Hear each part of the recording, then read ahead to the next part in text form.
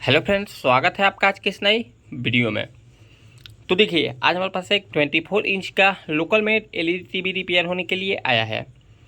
इसमें कस्टमर का कहना ये है, इसमें कोई भी सप्लाई नहीं आ रहा है, यानी कि ये टीवी डेड कंडीशन में है। अब आखिर क्या इसमें खराबी हुआ होगा, कैसे ये रिपेयर होगा, हम आपको A to Z इन्फॉर्मेशन देने वाले हैं।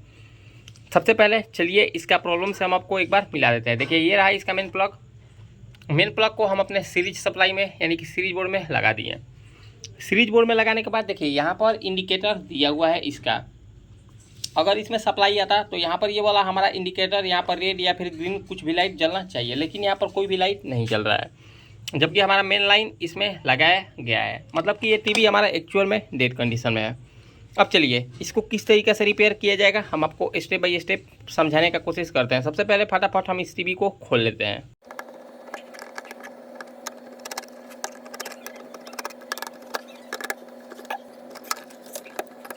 हम इसको बढ़िया तरीक़ा से ओपन कर लिए। ओपन करने के बाद ये इसका बैक ढक्कन जो है, सबसे पहले हम इस बैक ढक्कन को साइड की ओर रख लेते हैं। हम इसको साइड में रख देते हैं। हम अपना फ़ोन को थोड़ा सा नीचे कर लेते हैं। देखिए, फ़ोन नीचे करने के बाद यहाँ पर देखिए हमको कुछ इसमें जला फटा सामान तो देखने में नज़र आ रहा है।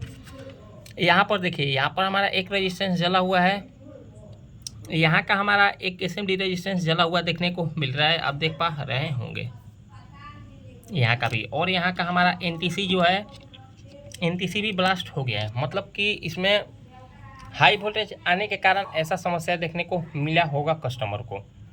और देखिए, यहाँ का हमारा ये जो कैपेसिटर है, ये कैपेसिटर भी हमारा थोड़ा सा फूल गया है। मतलब कि इसमें हाई वोल्टेज से ही रिलेटेड प्रॉब्लम हुआ होगा, इसी के कारण ये हमारा पावर सप्लाई बुरी तरीके से जला हुआ है। तो हम क्या करते हैं, सबसे पहले यहाँ पर ये जो हमारा PCB है, सबसे पहले हम PCB को बाहर ही निकाल लेते हैं, क्योंकि हमको इस तरीक़ा से इसके अंदर रिपेयर करना, थोड़ा सा रिपेयर करने में दिक्कत होगा, क्योंकि इसका NTC भी जला हुआ है, हो सकता है इसका फ्यूज भी ओपन हुआ होगा, इसका कैपेसिटर भी हमारा फटा हुआ है। मतलब कि इस PCB को ही निकाल कर बढ़िया से रिपेयरिंग करने में हमारे लिए भलाई होगा। तो हम क्या करते हैं, हम इस PCB को बाहर निकाल लेते हैं।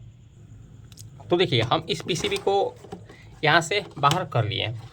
अब देखिए, करीब से हम आपको दिखाने का प्रयास करते हैं। ये वाला रेजिस्टेंस हमारा जला हुआ है, यहाँ का भी रेजिस्टेंस जला हुआ है, यहाँ पर ये जो हमारा NTC है, NTC भी बुरी तरीके से ब्लास्ट हो गया है। और यहाँ का ये जो हमारा कैपेसिटर है 47 वेव 450 वोल्ट का, ये कैपेसिटर भी हमारा फूल गया है। हम क्या करते हैं, सबसे पहले एक बार यहाँ पर, वैसे तो हमारा ये फ्यूज ओपन ही हो गया होगा, क्योंकि हमको क्या चेक करना है, सबसे पहले हमको यहाँ फ्यूज से ही स्टार्ट करना है। फ्यूज से हमको स्टार्ट करके इसके फिल्टर कैपेसिटर पर 250 से 350 वोल्टेज को बनाना है, यानी कि हमको सबसे पहले EMI सेक्शन को रिपेयर करना है।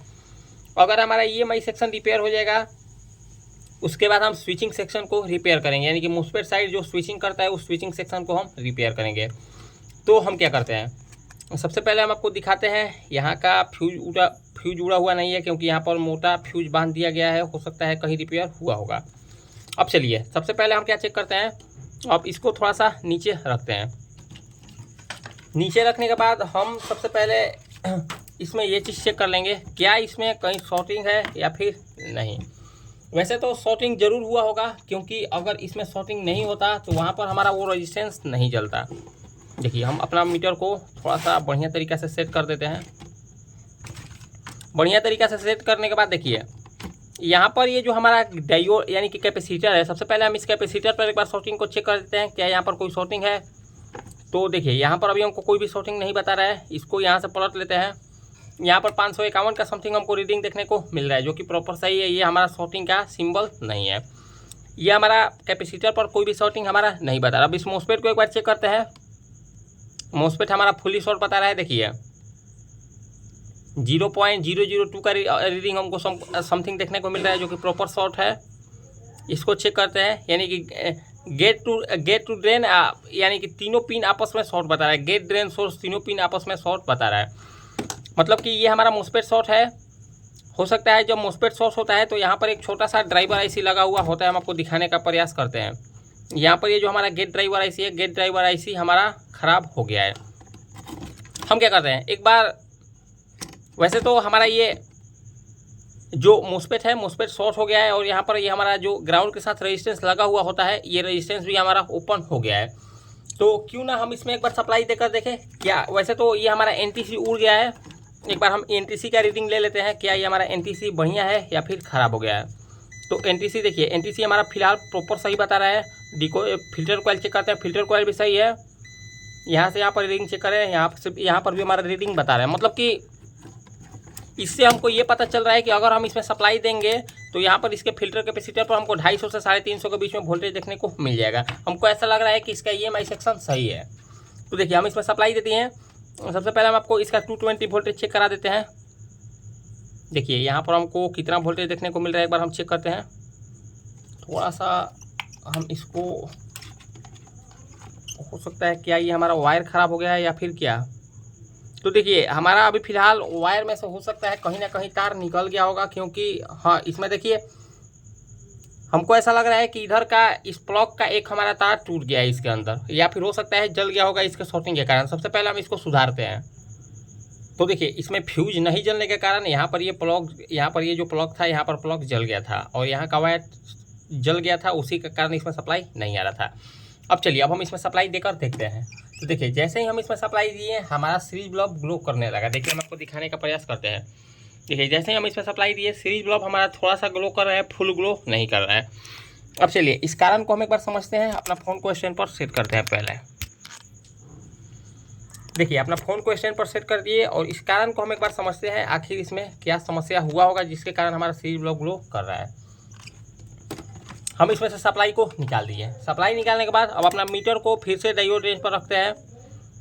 एक बार हम इसका ये जो ब्रिज रेक्टिफायर डायोड है, ब्रिज रेक्टिफायर डायोड को हम एक बार चेक करते हैं। देखिए इसको प्लॉट कर चेक करते हैं।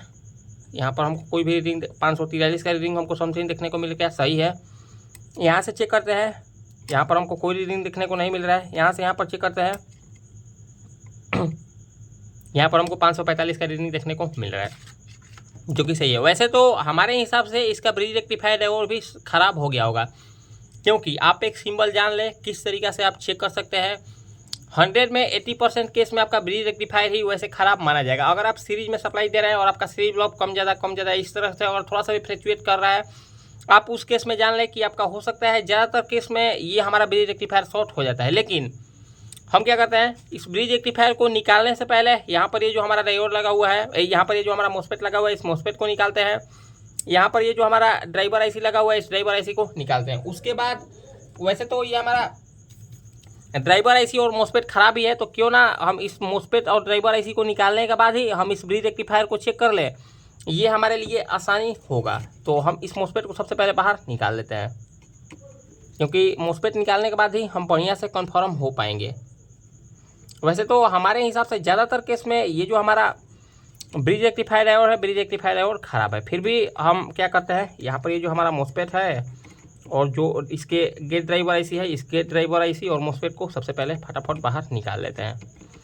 थोड़ा सा ये निकालने में दिक्कत करता है, वैसे ज़्यादा दिक्कत नहीं करता है। आपके पास अगर 60 एम्पियर का सोल्डर हो तो बहुत आसानी से निकल जाता है। फिलहाल हम 25 एम्पियर का सोल्डर को यूज में ले रहे हैं। तो देखिए ये हमारा जो मॉसफेट है, मॉसफेट हमारा आसानी से बाहर आ गया। देखिए ये हमारा मॉसफेट है, कितना आसानी तरीके से बाहर आ गया। अब इसको हम यहीं पर साइड में रखते हैं। मॉसफेट बाहर निकालने के बाद यहाँ पर जैसा कि हम आपको पता है एक छोटा सा ड्राइवर आईसी लगा हुआ आपको देखने को मिल रहा होगा। तो हम इस ड्राइवर को थोड़ा सा ऊपर करते हैं और इस ड्राइवर आईसी को भी हम फटाफट बाहर निकाल लेते हैं, क्योंकि अगर मॉसफेट आपका ख़राब होगा तो ज़्यादातर केस में ये आपका ड्राइवर आईसी भी ख़राब हो जाता है। ये हुआ इसका ड्राइवर आईसी। देखिए ये रहा इसका ड्राइवर आईसी जो कि इसमें लगा हुआ था। हम इसको भी यहाँ पर साइड कर लेते हैं। साइड करने के बाद अब क्या करते हैं, यहाँ पर ये जो इस ड्राइवर आईसी का 6 लेग है, 6 लेग को बढ़िया तरीके से साफ़ कर लेते हैं। साफ़ करने के बाद फिर से हम एक बार इसमें सप्लाई देकर देखते हैं। देखिए अब फिर से हम इसमें एक बार सप्लाई देकर देखते हैं क्या इसका अब रिस्पॉन्स रहता है। देखिए अब हम इसमें फिर से सप्लाई को देते हैं। अभी भी देखिए हम इसमें सप्लाई दिए तो हमारा सीरीज बल्ब ग्लो कर रहा है। मतलब कि इससे हम ये श्योर हो गए कि यहाँ पर हमारा ये जो ब्रिज रेक्टिफायर है, ब्रिज रेक्टिफायर 110% ख़राब हो गया है। अब 100% कैसे श्योर होना है, 100% श्योर होने के लिए देखिए यहाँ पर आपको इस ब्रिज रेक्टिफायर में 4 टर्मिनल देखने को मिलेगा। इसमें 2 टर्मिनल आपका एसी के लिए होगा और 2 टर्मिनल आपका डीसी के लिए होगा। तो आपको क्या करना है, दो टर्मिनल को यानी कि डीसी वाला टर्मिनल को आपको बाहर निकाल कर देख लेना है। तो हम वैसे तो इसको चेक कर सकते हैं वैसे भी, लेकिन हम क्या करते हैं, हम इसको पूरा ही बाहर निकाल लेते हैं। देखिए हम इसको पूरा ही बाहर निकाल लेते हैं।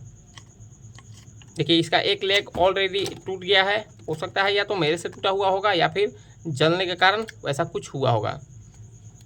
देखिए हम इस ब्रिज रेक्टिफायर को इसमें से बाहर निकाल दिए। वैसे तो ये तो बुरी तरीक़े से यहाँ पर वैसे तो ये टूट गया है इसका लेग, लेकिन फिर भी हम आपको एक बार इसमें सप्लाई देकर दिखाते हैं क्या वैसे इसमें सप्लाई जाता है या फिर नहीं। सीरीज से हम एक बार चेक करते हैं, क्योंकि अगर सीरीज में सप्लाई देंगे तो और ये शॉर्ट होगा तो हमारा सीरीज बल्ब कुछ ना कुछ तो जरूर ग्लो करेगा। देखिए ये रहा इसका साइड वाला पिन जो कि प्लस का होता है, प्लस बोल रहे हैं मेन लाइन के लिए।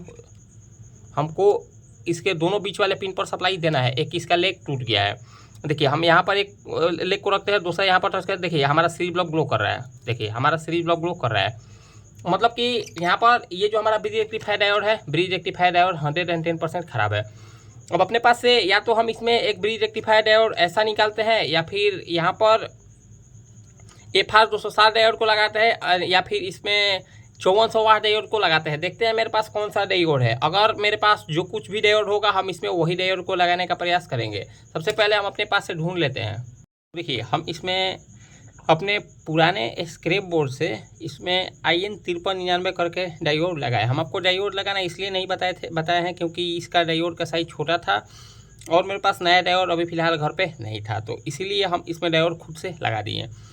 हम आपको डायोड चेक करना तो बता दिए, इसमें जो भी डायोड लगा हुआ था यानी कि ब्रिज रेक्टिफायर इसमें लगा हुआ था, इसका साइज छोटा था तो हम इसको जुगाड़ से थोड़ा सा सोल्डरिंग करके और बढ़िया से इसको सेट कर दिए हैं। अब सेट करने के बाद अब चलिए आपको हम इसका एक बार वोल्टेज चेक करा देते हैं। क्या इसमें अब हमारा 250 से 350 के बीच में वोल्टेज बना या फिर नहीं कैपेसिटर पर इसका, क्योंकि जब तक इस कैपेसिटर पर हमारा 250 से 350 के बीच में डीसी वोल्टेज नहीं बनेगा तब तक हमारा पावर सप्लाई ऑन नहीं हो पाएगा। देखिए अब हम इसमें सप्लाई दे दिए, अब हमारा सीरीज बल्ब थोड़ा सा भी ग्लो नहीं किया। और आपको हम सबसे पहले इसका AC वोल्टेज चेक करा देते हैं, क्या इसमें AC वोल्टेज आ रहा है।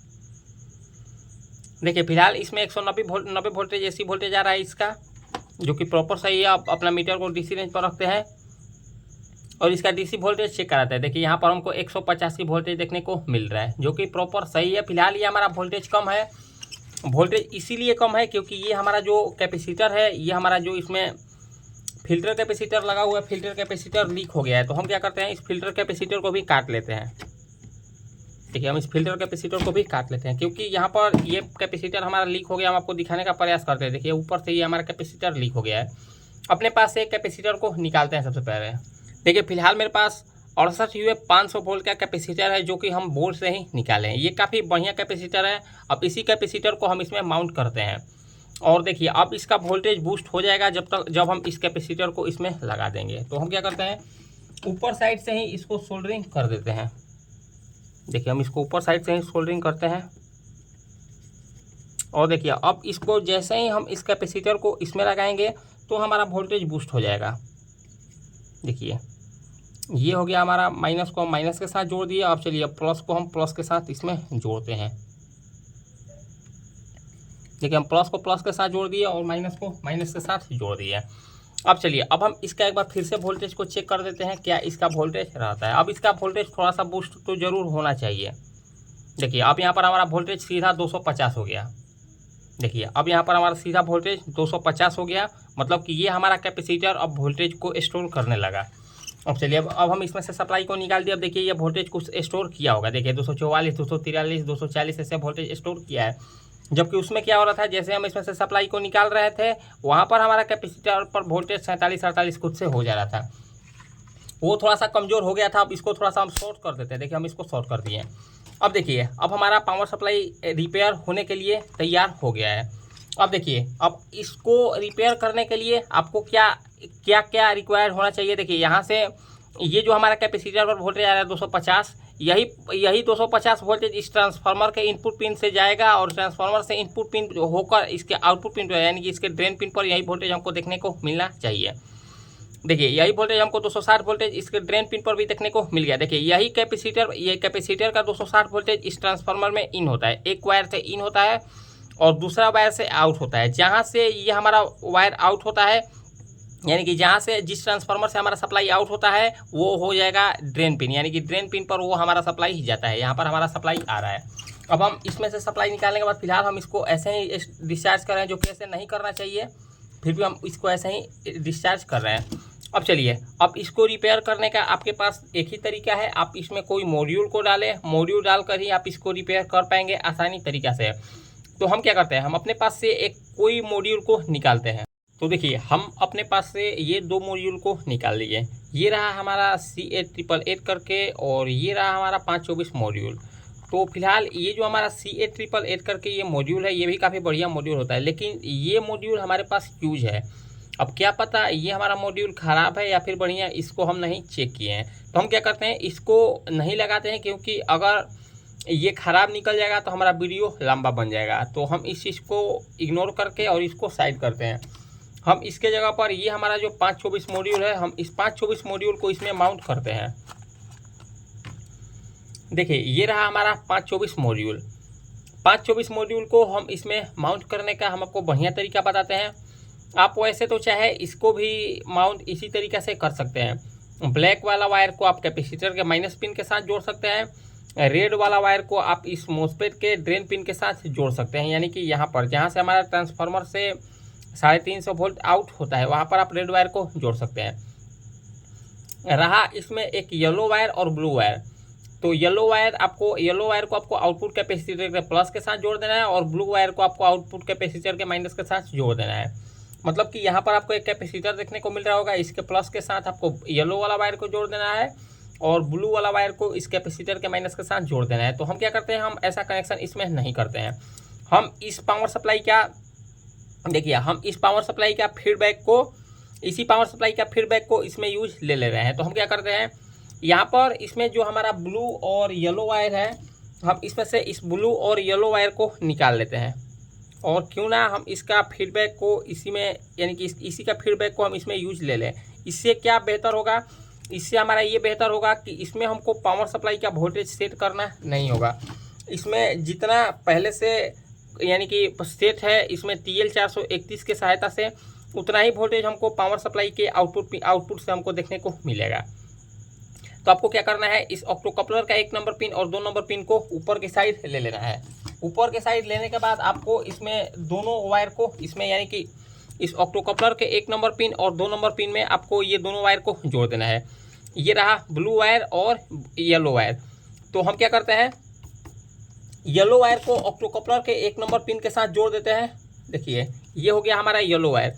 तो येलो वायर का हम ऑक्टोकपलर के 1 नंबर पिन के साथ जोड़ देते हैं। थोड़ा सा हम आपको जूम करके दिखाने का, फोकस करके दिखाने का कोशिश करते हैं। देखिए, ये हो गया हमारा ऑक्टोकपलर का पिन नंबर 1। तो पिन नंबर 1 को हम इस ऑक्टोकपलर के येलो वाला वायर के साथ जोड़ देते हैं। देखिए, हम इसको बढ़िया तरीके से यहाँ पर जोड़ दिए। आपको इस पिन डिटेल पर ध्यान रखना होगा, और इसके 2 नंबर पिन पर हम ब्लू वाला वायर को जोड़ देते हैं। देखिए, हम इसके 2 नंबर पिन पर ब्लू वायर को जोड़ देते हैं। देखिए, हम इसमें दोनों वायर को जोड़ दिए। अब आपको क्या करना है, ये आपका कनेक्शन कंप्लीट हो गया। अब आपको इसके पावर सप्लाई पर आना है। देखिए, अब आपके इसके पावर सप्लाई पर आना है, और पावर सप्लाई पर आने के बाद इसमें जो हमारा ऑक्टोकपलर लगा हुआ है, इस ऑक्टोकपलर को बाहर निकाल देना है। आप चाहे तो इसको बाहर निकाल दें, अन्यथा आप चाहे तो इसका 1 नंबर पिन और 2 नंबर पिन को ऊपर की साइड उठा लें। तो हम क्या करते हैं, हम इस ऑक्टोकपलर को इसमें से बाहर ही निकाल लेते हैं, क्योंकि वैसे तो इसमें कोई यूज होगा नहीं इस ऑक्टोकपलर का। तो हम इसको आसानी के साथ बढ़िया से बाहर निकालने का प्रयास करते हैं। देखिए, हम इसको बढ़िया से इस ऑक्टोकपलर को इसमें से बाहर निकाल लिए और यहीं पर रखते हैं, और इसका 1 नंबर पिन और 2 नंबर पिन को बढ़िया से क्लियर कर लेते हैं। देखिए, ये हो गया हमारा ऑक्टोकपलर का 1 नंबर पिन। देखिए, ये हो गया हमारा ऑक्टोकपलर का 1 नंबर पिन, और ये हो गया हमारा ऑक्टोकपलर का 2 नंबर पिन। ये आपको ध्यान रखना है। अब रहा इसमें रेड और ब्लैक वायर। तो रेड और ब्लैक वायर का आपको कनेक्शन को हम बता ही दिए हैं। ये ब्लैक वायर इस कैपेसिटर के माइनस पिन के साथ जुड़ जाएगा, जो कि हम आपको वीडियो के बीच में ही बता दिया है। ये हो गया हमारा रेड वायर। रेड वायर इस मोसपेट के ड्रेन पिन के साथ जुड़ जाएगा, जहाँ से हमारा ट्रांसफार्मर वोल्टेज को आउट करेगा, इस फिल्टर कैपेसिटर वाला। तो ये हो गया हमारा येलो वाला वायर। तो येलो वाला वायर को हम ऑप्टोकपलर के 1 नंबर पिन के साथ जोड़े हैं, तो हम इसको थोड़ा थोड़ा एक्स्ट्रा वायर को कट कर लेते हैं ताकि इधर उधर शॉर्ट ना हो। तो हम इस ऑप्टोकपलर का 1 नंबर पिन पर हम येलो वाला वायर को जोड़ते हैं। देखिए ऑप्टोकपलर का 1 नंबर पिन पर हम येलो वाला वायर को जोड़ दिए बढ़िया से, और ये हो गया हमारा ऑप्टोकपलर का 2 नंबर पिन पर हम ब्लू वाला वायर को जोड़ देते हैं। देखिए ऑप्टोकपलर का 2 नंबर पिन पर हम ब्लू वाला वायर को जोड़ दिए, और इसको हम इसी साइड थोड़ा सा अपना फ़ोन को जूम आउट कर लेते हैं, और थोड़ा सा हम पावर सप्लाई को उधर कर दिए ताकि इसमें शॉर्ट सर्किट थोड़ा सा भी होने का डर न रहे। अब इसमें आपको सप्लाई देना है, सप्लाई देकर देखना है, और सप्लाई आपको सीरीज में ही देना है। देखिए हम इसमें सप्लाई दिए, यहाँ पर हमारा देखिए जैसे हम इसमें सप्लाई दिए यहाँ पर हमारा साउंड आईसी है, साउंड आईसी जल गया, और यहाँ पर पहले से भी थोड़ा सा बर्न हुआ था। अब एक बार हम इसका आउटपुट वोल्टेज को चेक कर लेते हैं, क्या इसका आउटपुट वोल्टेज हमारा हाई हुआ है या फिर क्या हुआ है, हम इस चीज़ को एक बार चेक कर लेते हैं। हो सकता है अगर इसका फीडबैक सेक्शन भी ख़राब हुआ होगा तो हमारा ऐसा समस्या देखने को मिल रहा होगा। तो एक बार हम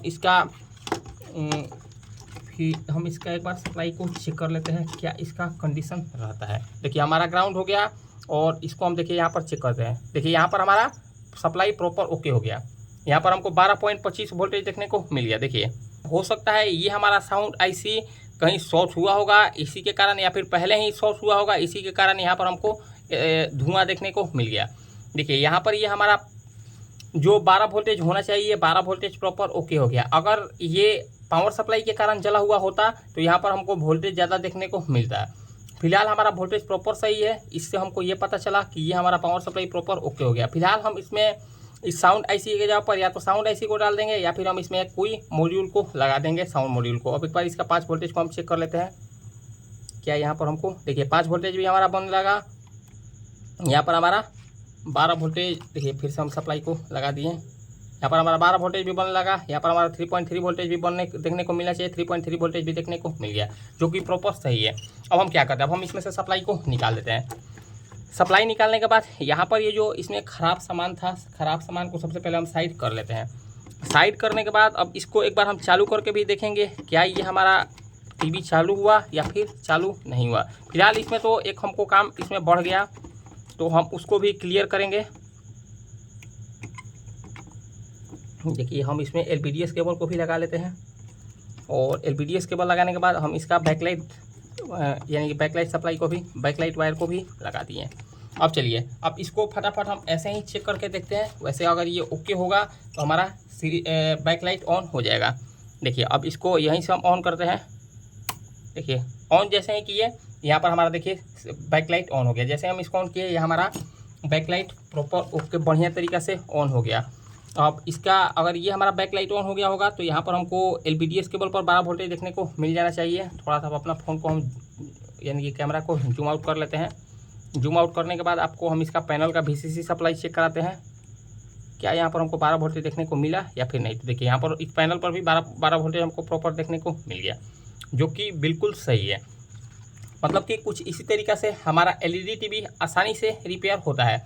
फिलहाल हमारा इसमें एक काम रह गया, तो हम इस काम को बाद में कर लेंगे। ये हमारा टीवी प्रॉपर बढ़िया तरीक़ा से ओके हो गया। अब क्या करते हैं, अब इसको थोड़ा सा बढ़िया तरीक़ा से सेट करके एक बार हम इसका ग्राफिक को दिखा देंगे। फिलहाल हम इसको कसेंगे नहीं, क्योंकि हमको इसमें एक काम बढ़ गया, इसका साउंड आईसी को चेंज करना है। तो हम इसको फटाफट इसको थोड़ा सा बढ़िया तरीक़ा से डेकोरेट करते हैं। तो देखिए हम इसमें बढ़िया तरीक़ा से इस मॉड्यूल को कस लिए हैं, और यहाँ पर एक छोटा सा हीट सिंक को भी लगा लिया ताकि ये मुस्पेट हीट ना हो सके। और देखिए हम इसमें इसका पैनल को भी लगा लिए हैं ताकि हम आपको इसका इंडिकेटर दिखा सकें। अब चलिए अब इसमें फिर से हम सप्लाई देते हैं। देखिए हम इसमें सप्लाई दे दिए। जैसे ही हम इसमें सप्लाई दिए यहाँ पर हमारा एक बार लाइट आकर चला गया। हम आपको दिखाने का प्रयास करते हैं, और देखिए ये खुद से ऑन हो गया। देखिए हम फिर से इसमें से सप्लाई को निकाल देते हैं, और सबसे पहले हम आपको इंडिकेटर पर ध्यान देते हैं। देखिए हम इसमें सप्लाई को लगाते हैं। देखिए हम इसमें सप्लाई लगाए, यहाँ पर हमारा इंडिकेटर आ गया और खुद से बंद हो गया। और देखिए अब हमारा पावर सप्लाई यानी कि बैकलाइट इसका ऑन हो जाएगा। देखिए इसका बैकलाइट भी ऑन हो गया। अब चलिए अब हम इसमें से ये पैनल को हटा लेते हैं। देखिए इसमें ये जो हमारा पैनल लगा हुआ था, जो हम पैनल को लगाए हैं, हम इस पैनल को इसमें से हटा लेते हैं। पैनल हटाने के बाद अब आपको इसका हम एक बार ग्राफिक दिखा देते हैं, क्या इसका ग्राफिक बना या फिर ग्राफिक नहीं बना। तो देखिए जैसे ही हम इस पावर सप्लाई को ऑन किए तो देखिए यहाँ पर हमारा ग्राफिक भी बनने लगा। आपको नो सिग्नल देखने को मिल रहा होगा। कुछ इसी तरीक़ा से ये आपको फ्रंट में देखने को मिल रहा होगा, यहाँ पर हमारा नो सिग्नल और ब्लू स्क्रीन में आपको देखने को मिल रहा होगा। फिलहाल हमको इसमें एक समस्या देखने को मिल गया, यहाँ पर ये जो हमारा पावर आईसी ख़राब था, हो सकता है पहले से ही ख़राब हुआ होगा, क्योंकि ये हमारा पावर सप्लाई रिपेयर होने के कारण तो ख़राब नहीं हुआ होगा। क्योंकि अगर पावर सप्लाई से ये ख़राब हुआ होता तो यहाँ पर हमारा वोल्टेज ज़्यादा आता, तब हम मानते कि हो सकता है ये हमारा वोल्टेज ज़्यादा आने के कारण ये हमारा साउंड आईसी है, साउंड आईसी जल गया। तो फिलहाल अब हम इसमें से सप्लाई को निकाल देते हैं। हम इसके जगह पर किसी स्क्रैप बोर्ड से ये सेम नंबर का आईसी होगा तो हम इसमें आईसी को डाल देंगे, अन्यथा हम इसमें एक साउंड मॉड्यूल को डाल देंगे, हमारा ये टीवी प्रॉपर वर्क करने लगेगा। तो देखिए, हम जितना बेहतर तरीक़ा से ये टीवी को रिपेयर करना हुआ, हम आपको बढ़िया तरीक़ा से रिपेयर करने का तरीका बता दिए। अगर आपको हमारा ये जानकारी अच्छा लगा हो तो वीडियो को लाइक करें, कमेंट करें और हमारे चैनल को सब्सक्राइब जरूर करें। मिलते हैं किसी नेक्स्ट वीडियो में, आज के लिए इतना ही, धन्यवाद।